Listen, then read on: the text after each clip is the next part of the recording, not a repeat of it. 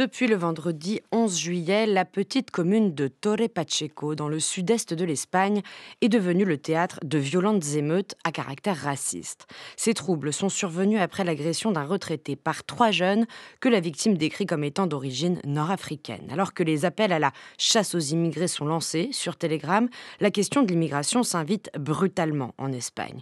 Pourquoi le pays hispanique, qui a longtemps défendu une politique d'accueil, est-il rattrapé par la radicalisation identitaire et la crispation sur les questions migratoires? Bonjour Carole Bignals. Bonjour. Merci d'être avec nous ce matin. Vous êtes maîtresse de conférences à l'Université de Lille, spécialiste de la civilisation hispanique. Pouvez-vous nous décrire les émeutes qui ont frappé le sud-est de l'Espagne ? Alors, c'est ce que vous avez expliqué. Donc, il s'agit donc de la région de Torre Pacheco, qui est à Murcia. Alors, pour bien comprendre que ça soit arrivé là et pas ailleurs, vous savez qu'il y a eu divers incidents liés à l'immigration, comme dans tous les pays européens. Il y a eu le viol d'une femme à Alcalá de Henares il y a un mois par un Malien hébergé dans un centre d'hébergement. Et il y avait eu aussi, de la part des réseaux d'extrême droite, justement par Telegram, cette volonté d'enflammer les choses. Alors, ce qui est intéressant, c'est de comprendre pourquoi est-ce que ça a pris à Murcie, ce qui n'avait pas pris à Alcalá de Henares, par exemple. Alors, il y a des éléments sur la région de Murcie que j'aime beaucoup par ailleurs, parce que j'y ai étudié, qu'il faut quand même souligner. C'est une région qui est un tiers des habitants, par exemple, de Torre Pacheco appartiennent au secteur agricole. Les droites ont fait 60% à toutes les élections, qu'il s'agisse des élections régionales ou des élections nationales. De plus, lors des élections de juillet 2023, donc les élections générales de juillet 2023 en Espagne, dans la région de Murcie, il y a eu 21,96% des votes qui sont allés à l'extrême droite. Le parti Vox ? Le parti Vox, alors que la moyenne nationale était de 12%. Et ça, c'est important de le voir, parce qu'en fait, il double presque la moyenne nationale en vote à l'extrême droite. Et lors des élections de 2019, c'est-à-dire il y a 6 ans, 28,16% des votes sont allés à l'extrême droite. En fait, c'est une zone qui est très rurale, avec une population très jeune. Et vous n'ignorez pas que, en fait, maintenant, alors le parti Vox, par exemple, il est majoritairement composé de jeunes. Ils ont seulement 12% de retraités, par exemple. Et du coup, les gens plaisantent par rapport aux droites espagnoles en disant les vieux vont à la droite traditionnelle et les jeunes, ils sont à l'extrême droite. Donc, on a cette combinaison quand même à Murcia. Et est-ce que justement, dans cette terre agricole que vous nous décrivez très bien, il y a aussi beaucoup de main-d'œuvre immigrée et bien sûr la proximité géographique, peut-être qu'il y a plus d'immigrés qu'ailleurs ? C'est-à-dire c'est une zone agricole. Et vous savez très bien qu'en fait, la main-d'œuvre agricole en Espagne, c'est une main-d'œuvre agricole qui vient presque à 100% de l'immigration, puisque ce sont des Marocains, ce sont des subsahariens qui récoltent les fraises que nous mangeons dans les supermarchés, etc. Donc, il y a évidemment ces deux facteurs, tout à fait. Donc, il y a cette espèce de... vous savez comme moi qu'il y a eu la fameuse réunion en mai, le sommet sur la rémigration à Milan, le Deport Them Now. Vous savez, c'est ce canal de Telegram qui est là. Donc, il y a les réseaux... Deport them now, pour traduire, oui. C'est expulser-les maintenant. Voilà. C'est un canal Telegram qui appelle, je cite, à une chasse aux personnes d'origine nord-africaine. Est-ce qu'il est né après l'agression de Domingo, on va entendre tout de suite son témoignage, ou est-ce qu'il existait déjà auparavant ? Alors, c'est un groupe qui est extrêmement récent et qui, semblerait-il, est né après toutes ces affaires de sommet de la remigration, en fait. Donc, ce sont des canaux qui sont extrêmement récents. Voilà. A 5:30, 6:25, sí. Eché cuando pasé el cementerio, me encuentro allí uno. Alors que le cimetière est sur le point d'ouvrir, je me retrouve là. L'un d'eux est au téléphone, c'est nul. Je marche 15 mètres et c'est la zone du cimetière, là où il y a des arbres et tout. L'un d'eux sautait partout, c'était un Marocain, parce qu'il criait et je ne le comprenais pas. Alors, j'ai crié.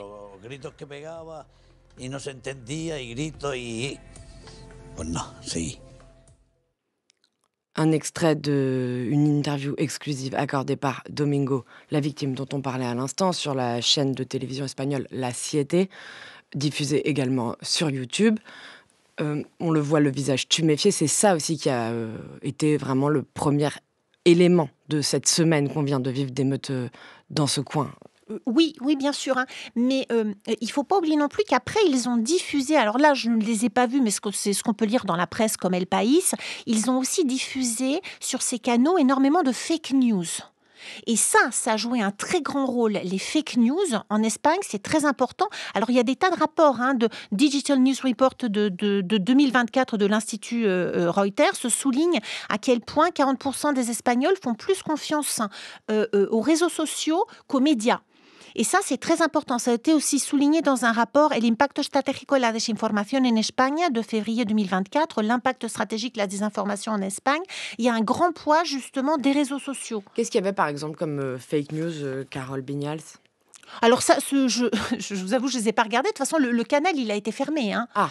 La police a fermé ce canal. Donc, ils se sont rendus compte qu'il y avait un problème et ils l'ont fermé. Mais l'existence des fake news, on a vu par exemple lors des inondations de novembre en Espagne, ça a été énorme. Les aberrations qui ont circulé dessus. Vous voulez dire que le fait qu'une grande partie des Espagnols fassent plus confiance aux réseaux sociaux qu'aux médias, en fait, aggrave aussi la situation et c'est ça qui tend sur place et qui peut conduire à ce genre d'émeute. Voilà, ça c'est aussi... Alors je vous ai parlé de la situation des régions de Murcie et il y a aussi ce poids des fake news en Espagne qu'on appelle los bulos qui est très important. Alors je peux vous dire deux, trois petits mots sur l'extrême droite en Espagne et ses caractéristiques. Bon, vous savez que le dictateur est mort en 1975. Il y a un parti d'extrême droite, Fuerza Nueva, Force Nouvelle, qui se crée en 1976. Pas si nouvelle la force, mais bon, ils se créent en 76. En 82, ils perdent leur dernier siège, donc en fait, ils disparaissent. Ceci dit, Plataforma per Catalunya, né en 2011, c'est un mouvement d'extrême droite catalan, comme son nom l'indique, Plateforme pour la Catalogne, et ça naît à quelle occasion? C'était au moment où il était question de construire une mosquée à Premià del Mar en Catalogne. Plataforma per Catalunya va disparaître en 2019. Vous savez que Vox est fondé en 2013 et ça va apparaître en 2018. Mais ce qui est très intéressant et très particulier en Espagne, c'est, vous voyez, l'extrême droite, ça naît en 2011 par rapport à la construction d'une mosquée. C'est-à-dire qu'en fait, la nourriture de l'extrême droite espagnole, c'est l'anti-islam. Ça, c'est très clair. Et en Espagne, si on le met en rapport avec la civilisation espagnole, c'est très intéressant parce que vous savez qu'il y a toute une mystique de ce qu'on appelle en Espagne la reconquista, la reconquête. Vous savez que la péninsule ibérique, elle a été conquise par les Maures et qu'il y avait le royaume de los Reyes Godos, des rois visigoths de Covadonga qui était là. Donc, on parle beaucoup de cet esprit de Covadonga qui est la reconquête par les Blancs d'un territoire hispanique qui a été conquis par les Maures. Et ça, historiquement, c'est très important. Est-ce qu'on peut le dater dans la période récente, si c'est un tournant ou si c'est une continuité, cette reconquête, comme vous l'expliquez? Alors, vous voyez, donc, Vox, ça naît en 2013, c'est en 2018 qu'il y a la victoire au Parlement andalou, donc ça va, ils vont devenir extrêmement puissants. Alors, il y a des tas d'explications, il y a des tas de théories là-dessus, il y a des gens qui disent que ce sont les hommes blancs qui se sentent menacés par le féminisme, puisqu'il y a aussi des mouvements pour les familles nombreuses, ultra-catho, comme Astéoïde, fais entendre ta voix, c'est l'idée. C'est Vox, il s'appelle Vox, V-O-X, c'est-à-dire faisons entendre notre voix dans un monde qui ne nous écoute plus, qui n'écoute plus nos valeurs, etc. Et donc, alors maintenant, ils sont quand même relativement importants, puisqu'on a aussi le mouvement d'Albice Pérez, c'est acabó la fiesta, la fête est finie, qui a quand même des sièges au Parlement européen. Voilà. Alianza Catalana, pareil, c'est le mouvement catalaniste d'extrême droite qui a aussi une représentation parlementaire. Donc, en fait, ils sont plusieurs et ils sont en train, évidemment, de prendre de l'importance. Peut-être pour revenir à ce qui nous intéresse, Carole Viñals, sur ces émeutes racistes à Torre Pacheco, tout est parti, en fait, d'un rassemblement organisé par la mairie, pacifiste bien évidemment, pour soutenir Domingo qui s'était fait agresser par 3 jeunes. D'ailleurs, je crois qu'on ne les a pas encore retrouvés, l'enquête n'a pas encore avancé selon les dernières informations que j'ai pu voir. Et c'est là, en fait, que des personnes, des groupuscules, sans doute radicalisés et identitaires pour certains, peut-être d'autres, vous allez nous le dire, sont venus, mais d'autres régions en fait d'Espagne. Ce n'est pas resté cantonné à Torre Pacheco. Non, parce qu'en fait, dans les réseaux sociaux, ce qui s'est passé, c'est qu'ils ont mis les coordonnées de personnes maghrébines dont la police a dit par la suite qu'ils n'avaient rien à voir avec l'agression et que sur les réseaux sociaux, mais j'ai pas vu les messages parce que après ça a été effacé ce truc ensuite, mais du coup, on a donné les coordonnées de ces gens en donnant comme instruction de les éliminer. Et toutes les personnes, beaucoup de témoignages, en tout cas on peut voir en ce moment dans la presse espagnole, qui auraient des origines ou qui seraient vues comme immigrés d'origine nord-africaine, maghrébine, se sentent en danger. Oui, tout à fait. Tout à fait. Et il y a eu des agressions récentes. Comment est le débat public là en Espagne là-dessus? Est-ce qu'il y a aussi eu un contre-mouvement pour contrer ce que vous nous disiez tout à l'heure sur déportez-les ou expulsez-les maintenant, tous? Oui, à Madrid, ils organisent une manif cet après-midi à 8h. Mais je veux dire, Madrid, c'est Madrid. Je veux dire, Madrid, c'est... Madrid, il y a les uns et puis il y a aussi les autres. Le problème de la région de Murcie, où j'ai des amis et que j'aime beaucoup par ailleurs, il faut stigmatiser personne, c'est que à Murcie, il n'y a pas de gauche structurée, vous voyez, il n'y a pas une espèce de contre-pouvoir de l'autre côté pour dire stop, contrairement à une région comme Madrid où ils organisent une manif cet après-midi. Mais j'imagine que toute la population de Murcie n'est pas d'accord avec ces émeutes racistes. Non, bien sûr. Non, mais évidemment, c'est une évidence. Mais il y a quand même un terreau qui a fait que ce qu'ils avaient essayé, parce qu'ils ont essayé, et ça c'est très important, vous savez, il y a des spécialistes des réseaux sociaux qui alertent depuis des années en disant attention, il faut surveiller les réseaux Telegram, ce sont des canaux de grande diffusion, il y a des fake news, ça va péter. Et c'est vrai que ça n'a pas marché à Alcalá, ça n'a pas marché, mais à Murcie, ça a marché. Est-ce que ça s'inscrit aussi dans un contexte européen ? Ah oui, bien sûr, c'est le fameux sommet pour la remigration. Vous savez que maintenant, il y a beaucoup que les organisations d'extrême droite se réunissent à Madrid. Enfin, ils sont nombreux. C'est une espèce d'international. C'est donc Deport Them Now et Vox qui avaient organisé une manifestation contre l'islamisation à Barcelone. Encore une fois, vraiment, leur thème, c'est l'islamisation. C'est ce que je vous ai dit tout à l'heure par rapport à l'esprit de Covadonga. Est-ce que le gouvernement socialiste essaie de lutter contre ce que vous disiez tout à l'heure, cette désinformation potentielle, redonner de la crédibilité aux médias et puis surtout la cohésion sociale en Espagne? Alors, pour ce qui est de redonner la crédibilité aux médias, c'est vrai qu'il y a un projet justement d'un peu de ce qu'ils appellent le sauvetage de la démocratie, c'est-à-dire qu'il y a un projet de loi qui va être mis en place, par exemple, pour définir ce qu'est un journaliste et ce qu'est un vrai média.